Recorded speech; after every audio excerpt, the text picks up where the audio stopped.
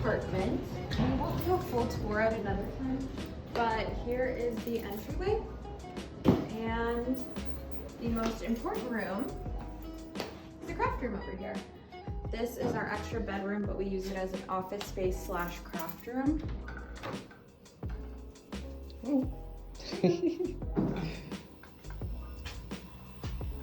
So we had to really be creative here. When we got the floor plans for the condo, this bedroom was super small, only 8 feet by 10 feet. And we were downsizing from a huge basement that was 1,000 square foot. So we had to really optimize the space. So I'm just gonna close here. What we did was we, originally we had that side with desk space and storage, and then this side with desk space and storage, but the flow was weird. And our biggest tip for any super small room that you're trying to use for a craft room or an office is to put the desk in the middle, because then you can utilize the storage underneath. So we actually built this desk. We just have a regular cube organizer here, and every box has storage in it. The top is just some chipboard stacked together with a nice top, cheap piece of wood over it. So if we get paint on it or scratches, it doesn't matter. And then we can just, whenever we are working with specific materials, we can put our cutting mat here or cork here or whatever else we need to use with this space. And then over here on the second leg, it's also cube organizers. We put storage here we don't use as much, but it's still really easy to get to. This little leg right here is PVC pipe with 3D printed connectors for security. So that way, since it is such a long desk, it won't, you know, it's very secure because of that extra added support leg. The height of the desk is really important too. If you're gonna have a craft desk, you want something like that you're not hunching over and not too high. So this was the perfect length for us. I'm pretty short. And it's also the perfect length for a standing desk since we are working from home now. I've been working from home for about 8-9 months now. And so it was really important for me to have an office space where I can also do crafts. But since from 9 to 5, I am working my full-time job, and so is my partner, Adam, we wanted something that could easily turn into a standing desk. So we have my monitor here and then my computer here, which we're also have storage underneath. And then this is an office chair that's tall that you can adjust the height from. It was $80 on Amazon. I can link it below. It's a great convertible office chair for sitting for high seats. Over here we have our mood board. And so this is really important for us. We switch out everything based on what projects we are going to be working on. So for example, we're trying to get into the wedding signage, nursery signage. We're working on a 3D printed chess set right now. So here's some inspo, some ornaments for our holiday collection coming up, some fabrics for just our overall theme of our interior design for the rest of the apartment. And our dog bed here. So during the day, one of the best things about working from home is being able to not leave my dogs, and so they're here all day with us. And then here we have this neon sign. It says Hustle. We made it, so it was our very first neon sign, and we plan to make more. So this was pretty good for just being our first sign. And let's see, as far as my desk, I also have my iPad Pro here and my Apple Pencil, which we use in pretty much almost every project. Some Sharpie paint markers, tape, Germex, vitamins, my Bluetooth keyboard, some notebooks and journals for sketching as well as note-taking. And in this box right here, we have a lot of tissue paper for packing special orders. We don't usually include tissue paper in most orders, but when it's a large order, we include it for security. Now over here, this is behind the door. So one of our other tips for a small space is making sure that you utilize wall space, like all the wall space you can. If it was up to me, I'd have something else up there. But this is just a Scatus from IKEA. We haven't purchased all of the little bits and pieces yet, but we can 3D print some things. Like for example, Adam 3D printed me these special holders for my bobbins and this thread holder. So this I plan to use as my sewing Scatus. I also have some sloper blocks here and some serger threads. Down here we have our larger cardboard boxes and lots of large rulers here that we have right there. More sewing supplies and notions right here. We have 2 fold-out tables, so whenever we go to like a craft fair in the city, or if we want to, sometimes, so in New York City, you're allowed to just go sell things in the street as long as you made them by hand without a permit. So sometimes we set up outside by a busy subway station. These tables are super good for that. We also need more space. We can unfold these tables and, you know, continue the work out in the living room. We have pattern paper here for my patterns. Now if you walk around here, I can tell you what we have in each of the boxes pretty quickly. So right here we have my sewing machine, the one I use most often. We have these paint markers with this 3D printed case, and we use these a lot for painting our handmade laser cut earrings. We also have this box for colored pencils, microns, Copics, Prismacolors, and a lot more of our nice markers. In this box we have my camera bag for, it's our DSLR, another smaller sewing machine. And here is just my sewing box. I have scraps. If I have an unfinished project, I can put it in a bag. And in here, it's really messy, but I have a lot of zippers and a lot more notions.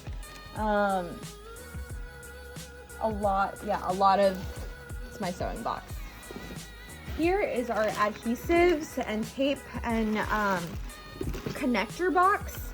We have a bag of rubber bands, zip ties, every kind of tape in here, and Velcro. This box is an important box that we needed to be super, you know, handy and ready to go. So this is our branding and packing box. So every order that we pack for Etsy, we have our cello bags, a scale, some ribbon, business cards, stickers, some tissue paper on hand, you know, tape for the box, and bubble mailers. These are just bubble mailers we keep on hand, but we have a lot more in storage. There's also a label maker there. Right here we have clay. So we have a lot of it. We were experimenting with some planters, and I'm hoping to make some ornaments as well. Here's just like a box for my personal use. It's a lot of skincare gadgets.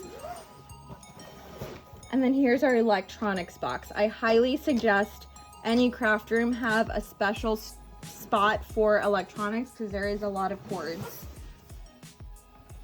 Over here, we are getting to the the laser cutter. So we put it on this rolling box right now. So another tip we have is wherever you can, put it on wheels so that it's easily movable. So this is our vacuum tube that we can just open the window, and throw the tube out there, and it's safe to laser cut.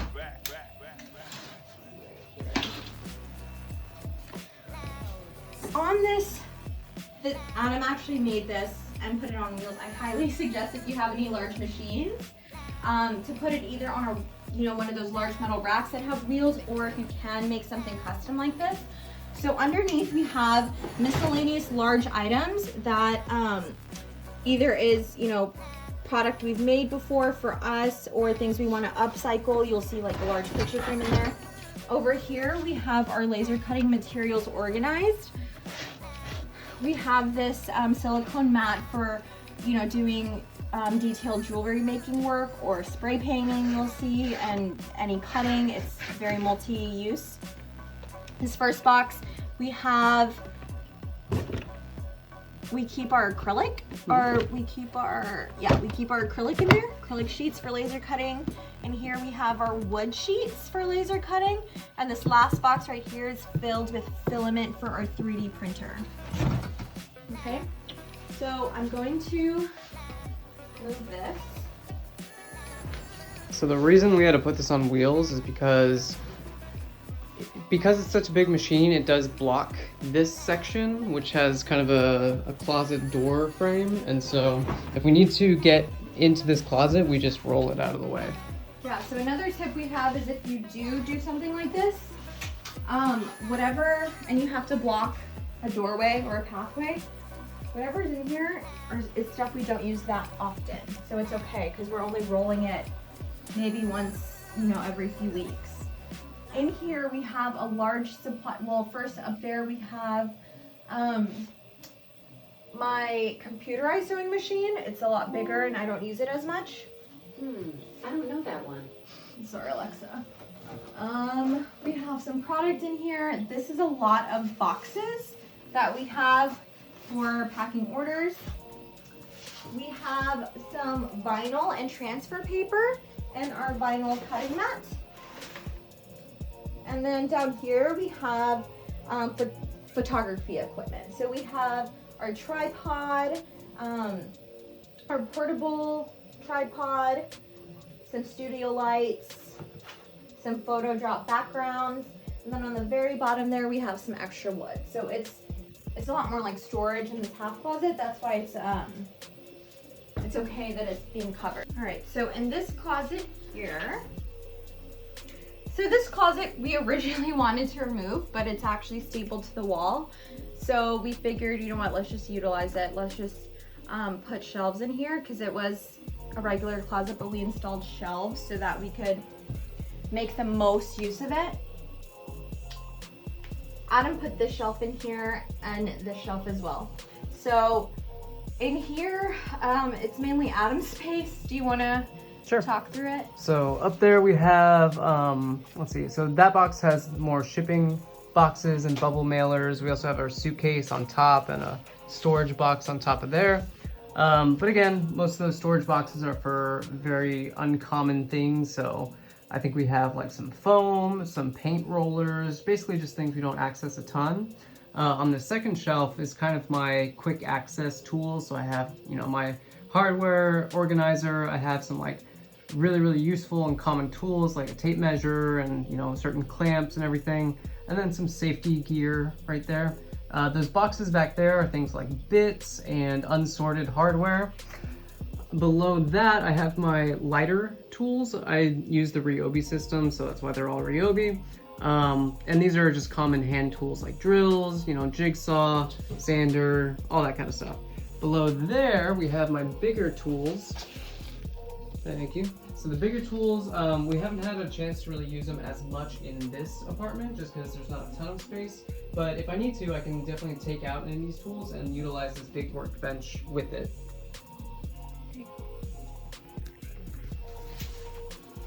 So that's the closet.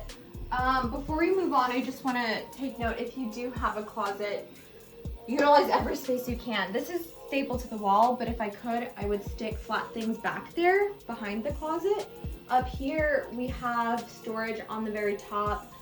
We just have an extra suitcase. And then in this two boxes on the far right, we have a lot of extra fabrics. So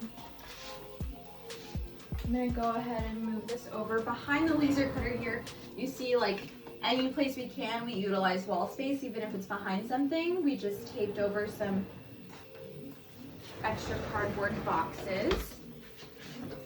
All right, so not a ton of space right here, but it works for 2 people living in New York City, so we're used to it.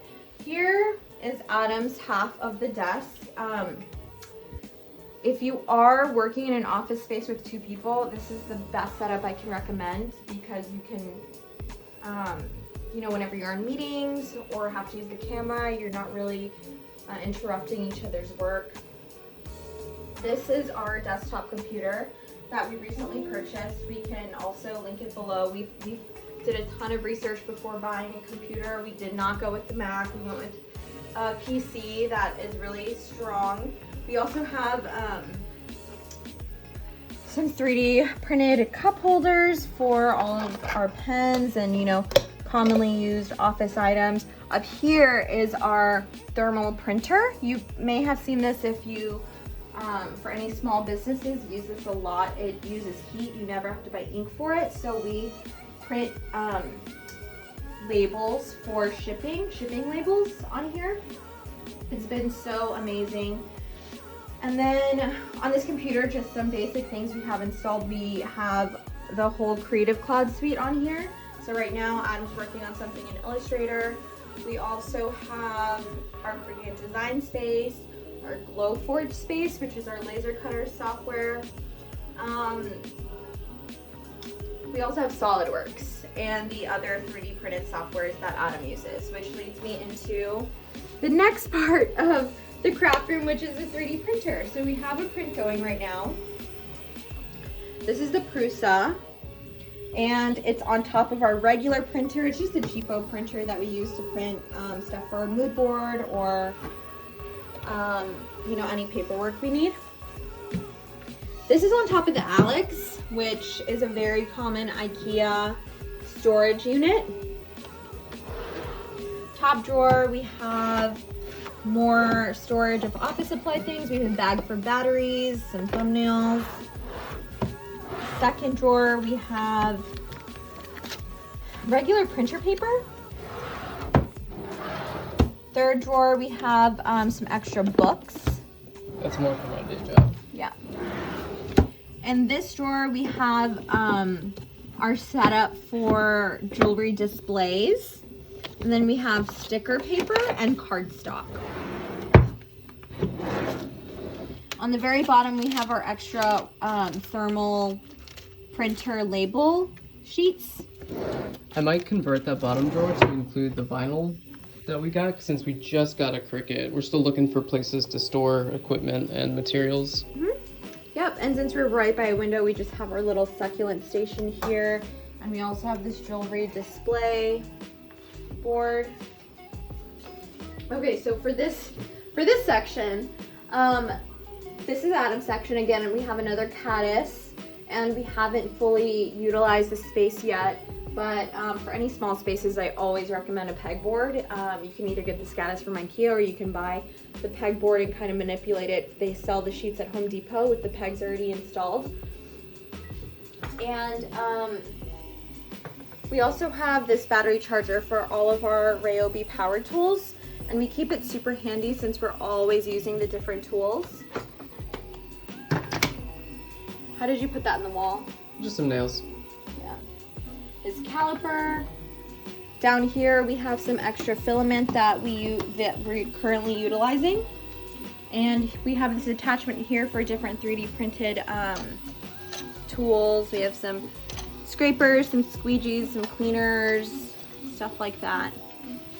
Down here, now this is a temporary fix. We have another tripod right here, and then we have every single box has something different. These are pretty unique things that you don't see in most craft rooms because Adam is also an engineer and inventor. He has a lot of different electronic tools, hardwares. This electronic box is filled with Arduino stuff and, you know, things for robotics. Let's see, what do we have? Light bulbs, miscellaneous hardware, electronic tools, power supplies, common hand tools, different adhesives. This box we use a lot. There's rubber cement, super glue, wood filler, Goo Gone. This is his Arduino and robotics box. This is the Prusa Repair, which is a 3D printer. This is paint accessories. So in this box, we have a lot more of my painting accessories. Down there we have bungee cords. This is super useful for when we're moving large items by car. And then behind here we have more precision tools. Since we do a lot of detail work with jewelry and a lot of woodworking stuff, these are very helpful. And that's pretty much it for this section. Up there we have our banner that we got made from Vistaprint with our logo on it. We take it to craft fairs whenever we do them. We have this geometric laser cut decor of our late lizard Chori. We have this attached to the wall for our AC control. And then, so a little bit more about our desk here. This is where we do a lot of our filming and just creating.